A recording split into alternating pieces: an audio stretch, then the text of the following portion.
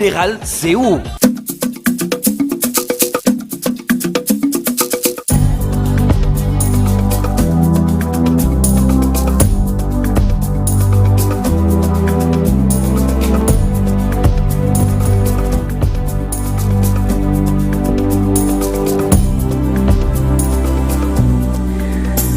Sur la télévision Futur Média, bonsoir à toutes et à tous, bienvenue à cette principale édition, les titres c'est tout de suite.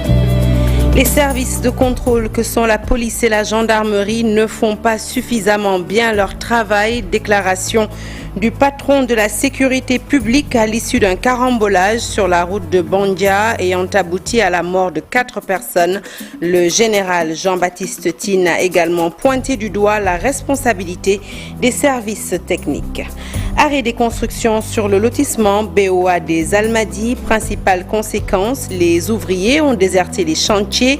Ils craignent d'être arrêtés par les limiers. Ces derniers annoncent 3 mois de chômage technique. Les gérants de quincaillerie et de gargotes sont également frappés par cette mesure. Ils s'expriment dans ce journal.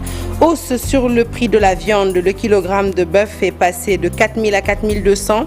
Celui de la viande de mouton culmine à 5 000 francs. Une augmentation qui inquiète les consommateurs. À la Russie, les bouchers révèlent les raisons de cette hausse. Et puis détecté à Kaffrine, le cas de fièvre du Nil diagnostiqué chez une fille de 18 ans et maîtrisé par les autorités sanitaires. Dans cette édition, les conseils avisés de professionnels pour s'en prémunir. Voilà pour les titres. Le développement, c'est tout de suite.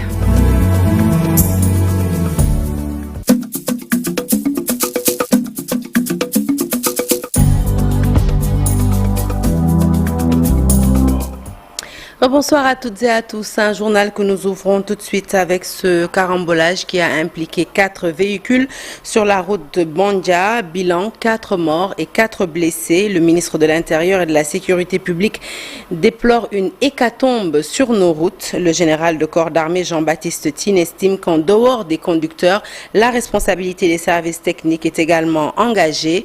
Au micro de Boubacar Dian, le général de corps d'armée Jean-Baptiste Tine déclare que les services de contrôle que sont la police et la gendarmerie ne font pas suffisamment bien leur travail. Je vous propose de l'écouter.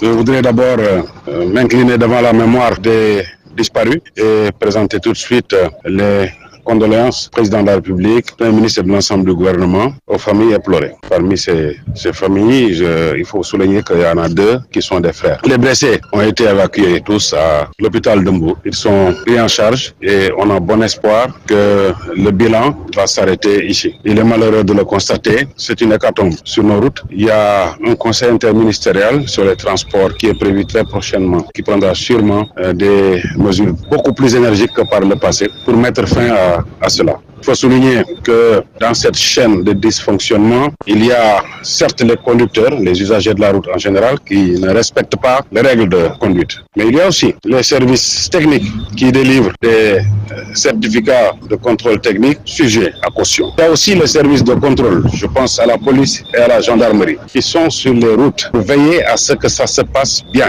qui, à mon sens, ne font pas suffisamment bien leur travail. Avec mon collègue de transport, nous sommes en train de réfléchir à des équipements techniques de dernière génération qui très prochainement devraient nous aider à déceler les comportements illicites au moment où ils sont commis. Dans le même temps, avec le ministre des Finances, nous verrons ensemble comment créer un fonds commun qui devrait permettre aux agents préposés au contrôle des véhicules d'être un peu plus intéressés à toutes les contraventions et sous cet angle de vue, peut-être nous permettre de lutter efficacement, plus efficacement, en tout cas plus activement, contre la corruption que nous dénonçons.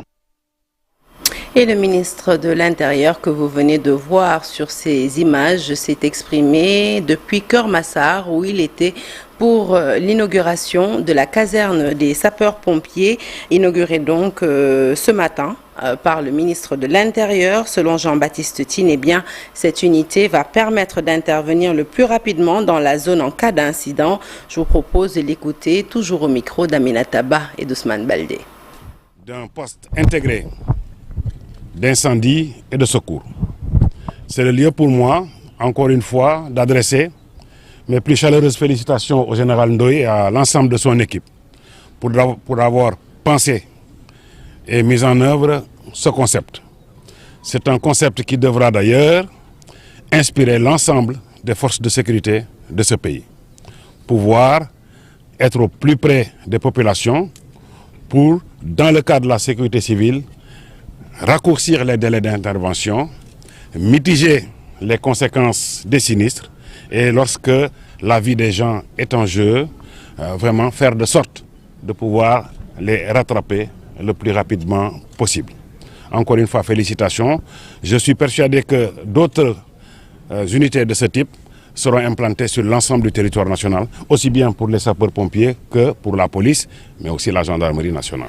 Allez, nous quittons Keur-Massar, destination le site de lotissement BOA des Almadies de Dakar. Sur place, les chantiers en construction sont à l'arrêt. En cause, la circulaire émise par la Direction générale de la surveillance et du contrôle de l'occupation des sols, la DESCOS. Et principal constat, les ouvriers ont déserté leur lieu de travail par peur d'être arrêtés par la gendarmerie. Ils disent aller au chômage technique pour pas moins de 3 mois. Ce ne sont pas seulement les maçons qui ont subi les contre-coups de cet arrêt. Les gérants de quincaillerie et de gargotes aussi ne sont pas épargnés. Vous allez le voir dans ce reportage. Il est signé Habib Faye. La note circulaire de la Direction générale de la surveillance et du contrôle de l'occupation du sol est bien reçue. Les chantiers en construction sont à l'arrêt sur le site lotissement BOA des Almadies de Dakar. La DESCOS a estampillé de ses empreintes ces murs pour interdire toute forme de construction à l'exception des projets initiés par l'État. Les ouvriers commencent à subir les conséquences. C'est très dur pour nous d'arrêter le chantier. Nous sommes là pour avoir de quoi aider nos parents. Donc si la DESCOS arrête les travaux, cela ne va pas nous arranger. 3 mois, et c'est trop. On est là avec nos salaires, là, on n'y peut rien. On peut pas régler quelque chose avec nos salaires, parce que les salaires sont très minimes. Sur ce site, les ouvriers ont déserté les chantiers. Bonjour le chômage. Actuellement, il n'y a pas assez de personnes dans le chantier. Ils sont tous partis. Ils ne peuvent pas rester ici sans travailler. Abdourahmane gère la quincaillerie du coin. Presque une semaine sans voir la clientèle, l'arrêt des constructions freine son activité. Depuis l'arrêté est en vigueur, je n'ai plus vu les clients. Ils disent qu'il n'y a pas de construction. C'est la mévente de mon côté. Et nous restons 4 voire 5 jours sans rien vendre. Daba Diouf, dans sa gargote, a diminué ses charges. Les ouvriers ont quitté les chantiers, ce qui entraîne chez elle une baisse de ses revenus. Je subis les conséquences de l'arrêt des constructions. Je ne vois plus mes clients. J'ai diminué la quantité de riz que je préparais. Au lieu de 15 kg, je ne mets que 5 maintenant. Cette interdiction a pris effet depuis le 29 juillet 2024 pour une période de 3 mois. Et puis vous le savez, Air Sénégal a un nouveau patron. Tidiane Ndiaye a été nommé récemment à la tête de la direction générale, une nomination bien appréciée par les spécialistes de l'aviation tels que Xavier Diatta, qui était l'invité de la matinale. Il nous en dit plus au micro de Chérif Dia. C'est la première fois qu'on mette quelqu'un du Sérail à la tête de la compagnie nationale. C'est très important. Tidiane, c'est quelqu'un qui est très discret, que beaucoup de gens ne connaissent pas. Mais il a un parcours impressionnant. C'est d'abord quelqu'un qui est spécialisé dans la gestion du transport aérien. C'est de cela dont il s'agit. Tidiane hérite une situation extrêmement dramatique du Sénégal. Là, pour une fois, je suis rassuré. Je sais qu'il y parviendra. Il y parviendra parce que c'est quelqu'un d'abord de très pondéré, mais quelqu'un vraiment qui connaît le métier du bout. Si jamais maintenant Tidiane ne réussit pas, c'est que vraiment le Sénégal est frappé d'une malédiction. Les grands chantiers, c'est d'abord de décongestionner un peu cette compagnie-là, parce que cette compagnie, comme je l'ai dit dans mon poste, a aujourd'hui plus de personnel qu'elle en a besoin. Donc il va falloir faire vraiment, ça va être une épreuve douloureuse pour certaines personnes, mais il va falloir les sortir de là et laisser la compagnie vraiment évoluer. Parlons consommation à présent avec cette flambée des prix constatés, prix du kilogramme de viande, notamment sur les marchés à Dakar. Le prix du kilogramme de viande de bœuf est ainsi passé de 4 000 à 4 200 francs. Celui de la viande est à 5 000 francs. Une situation qui naturellement inquiète les consommateurs. Au marché Tilène et à la rue 6, les bouchers trouvés sur place nous livrent les raisons de cette légère hausse. Et c'est dans ce reportage signé Yaïkoumba Ndiaye et Diafaraba. Dans ce lieu de vente très connu dans la capitale sénégalaise, le prix du kilogramme de viande est en hausse. Le même constat au marché Tilène à quelques mètres de la rue 6. On achète le kilo de viande de bœuf chez le fournisseur entre 3 800 et 3 900 francs CFA. Le transport nous revient à 6 000 francs. C'est pourquoi nous revendons à 4 200 francs le kilogramme.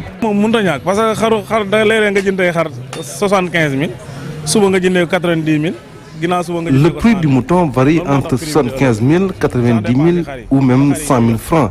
C'est une des raisons pour lesquelles les prix changent. Et puis l'entretien des moutons nécessite aussi beaucoup d'argent.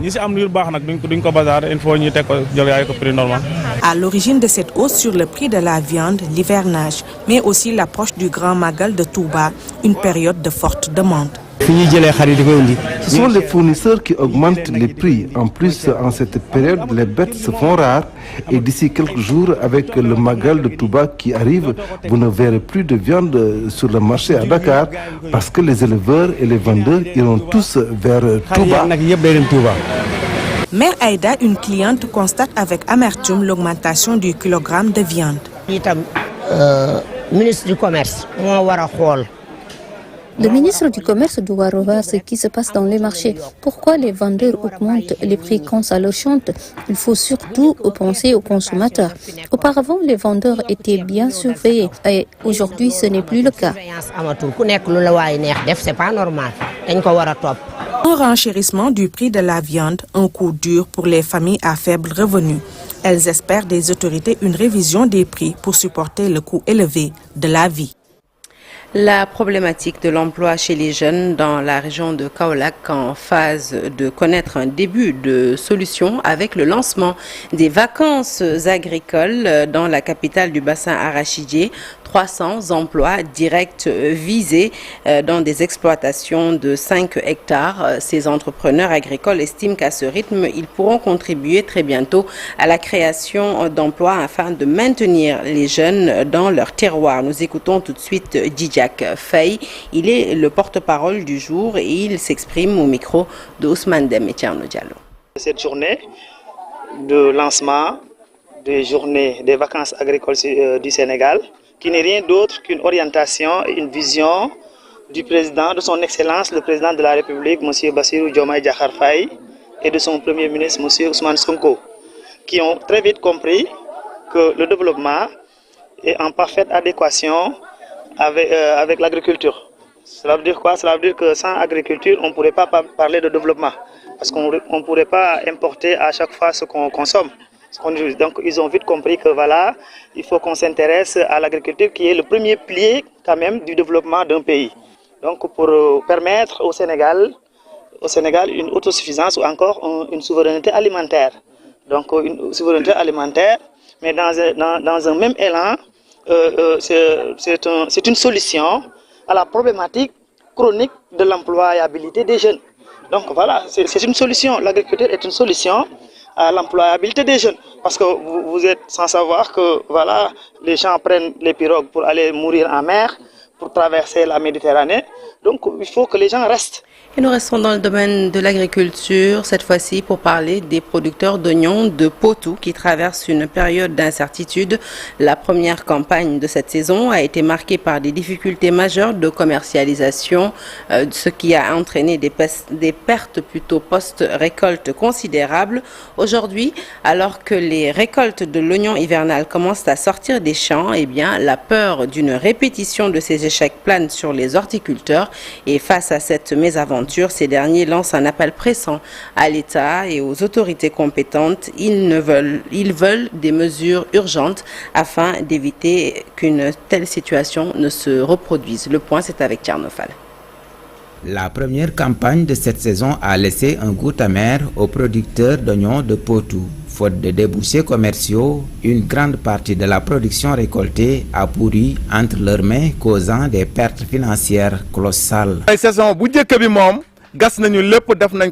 Voir nos efforts partir en fumée à cause de l'absence de débouchés est une expérience traumatisante.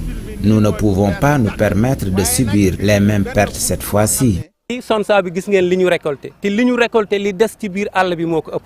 Cette situation désastreuse a eu un impact dévastateur sur les moyens de subsistance de ces agriculteurs qui comptent sur les récoltes pour nourrir leur famille et subvenir à leurs besoins. L'oignon ici, c'est notre gagne-pain, c'est notre source de revenus. Donc ce que je voulais dire surtout sur le problème de main-vente, c'est que nous ne sommes pas été bien soutenus par les autorités. Face à cette situation critique, les producteurs d'oignons de Potou lancent un appel pressant à l'État pour qu'il prenne des mesures urgentes afin de faciliter la commercialisation de leurs récoltes. M. Bouba Diagne, nous l'interpellons directement, mais aussi son premier ministre, M. Ousmane Sonko, et jusqu'au haut de l'aisselle, à l'occurrence le président Bassirou Diomaye Faye. Parce qu'à défaut de chambre froide, donc on doit aider les producteurs à sortir l'oignon du Sénégal vers les pays comme la Guinée, la Gambie et pourquoi pas le Mali.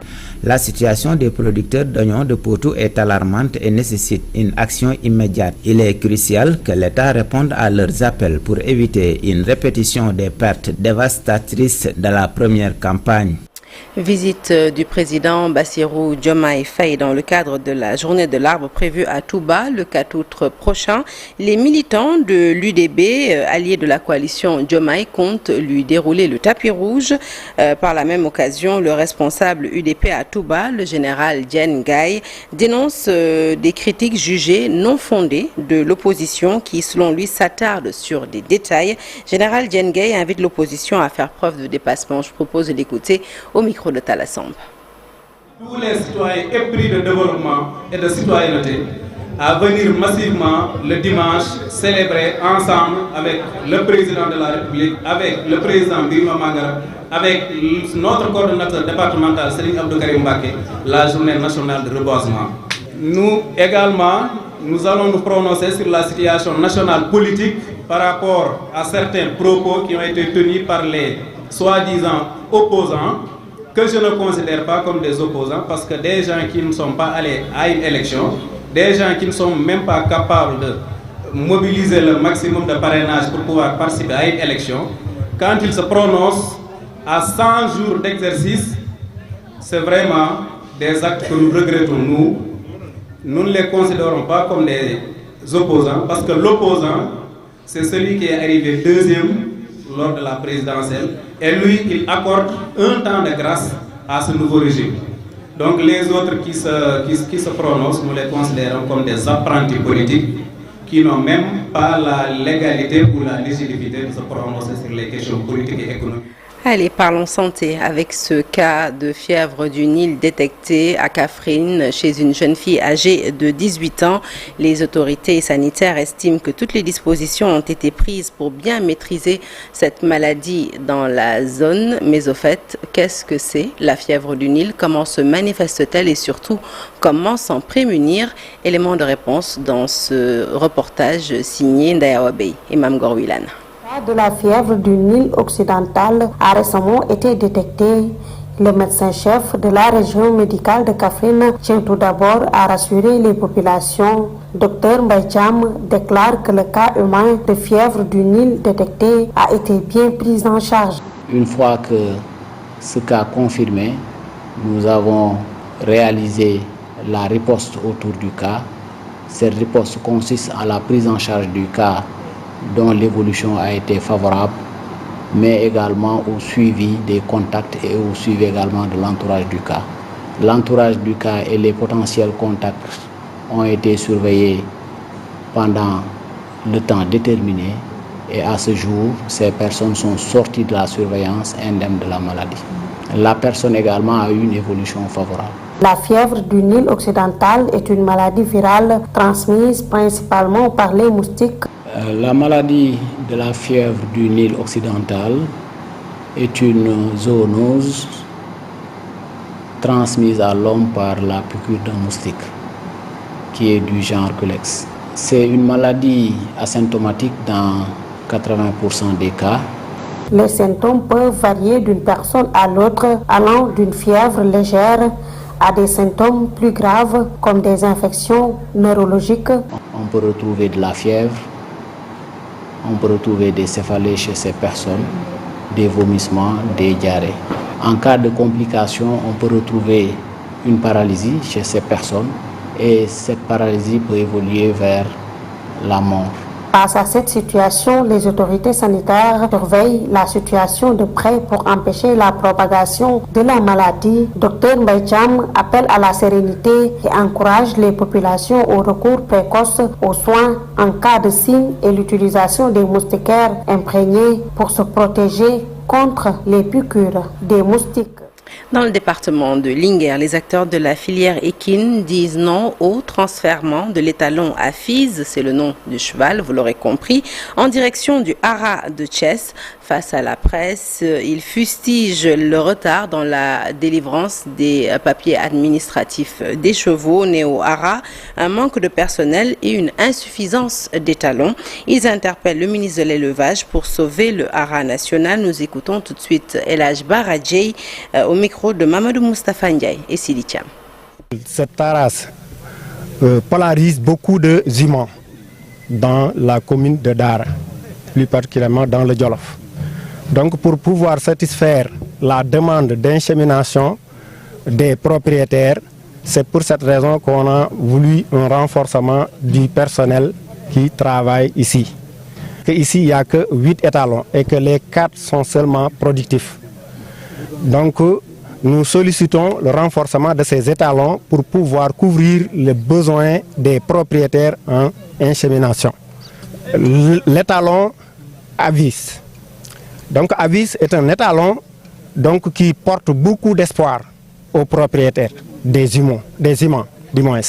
Donc on a reçu une information qui nous vient des autorités. Donc c'est le transfert de cet étalon de cette haras vers Thiès.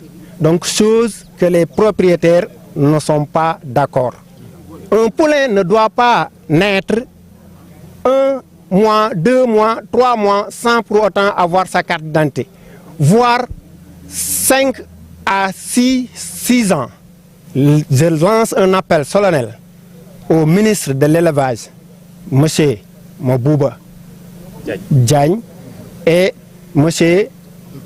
Dr Alphonse, qui est le chargé des haras nationales.